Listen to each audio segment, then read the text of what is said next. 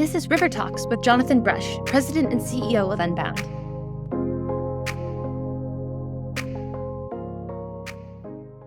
There's this weird anomaly in our education system. I don't know if it's an anomaly. There's a weird feature of our education system that ends up being quite devastating to young adults, especially.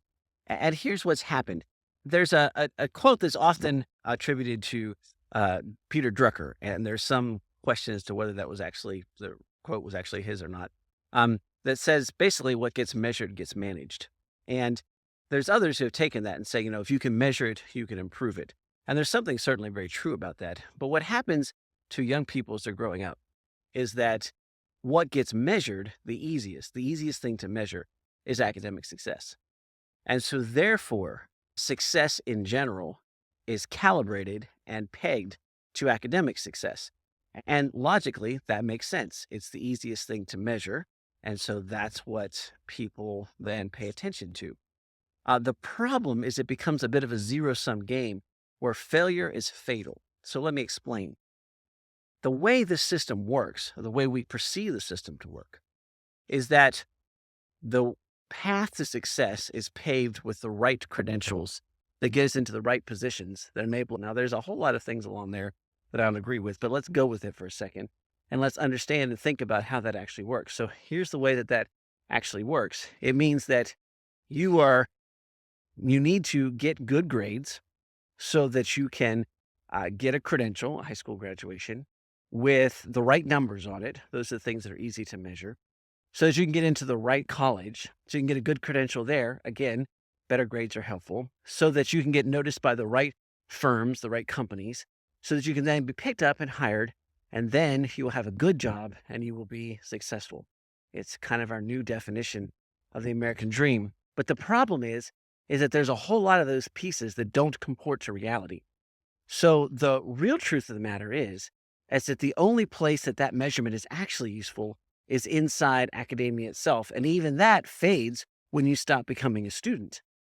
So what we do is we train young people in this really powerful idea that failure is fatal. And we say, well, how's that?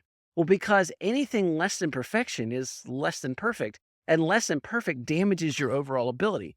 So what happens is you have a kid that goes, if I get a B, that's not a 4.0.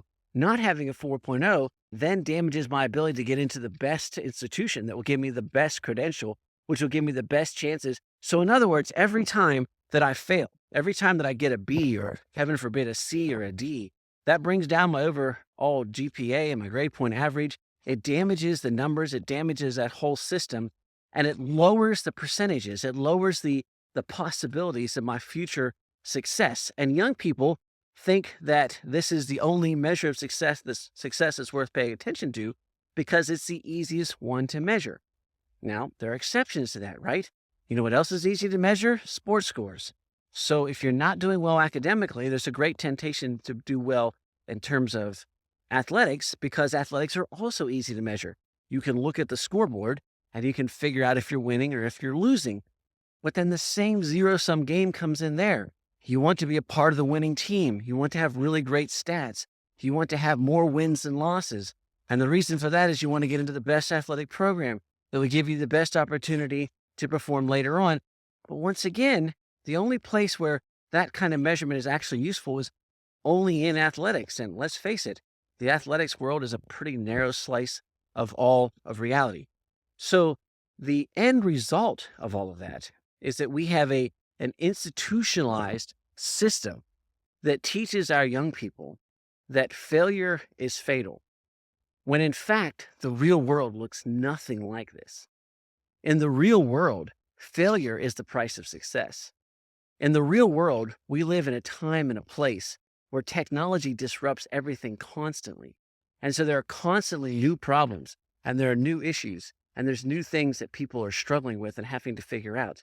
And this goes on all the time. And the only way to figure that out is to be able to try them and to fail and to learn from that failure and to apply it again to another idea and try that idea and succeed or fail and learn from the failure and try it again until you succeed. And then you learn from that, and that gives you the opportunity to work on bigger or new problems where the same process will repeat itself. In other words, in the real world, failure is not just essential, it's going to be constant. And so we've got this weird dichotomy where we're trying to train and equip young people to be quote unquote successful in the quote unquote real world. And yet we do that by teaching them in a sort of shadow world where failure is fatal and success is easy to measure and easy to quantify in a way that is simply not present in the real world. Then we turn them loose into a world where failure is constant, where success is hard to measure, where day-to-day progress is not quantified. I mean, when was the last time you got a report card for what was going on at work? Maybe you can measure it a little bit by, KPIs or performance evaluations, and maybe you measure a little bit by your salary.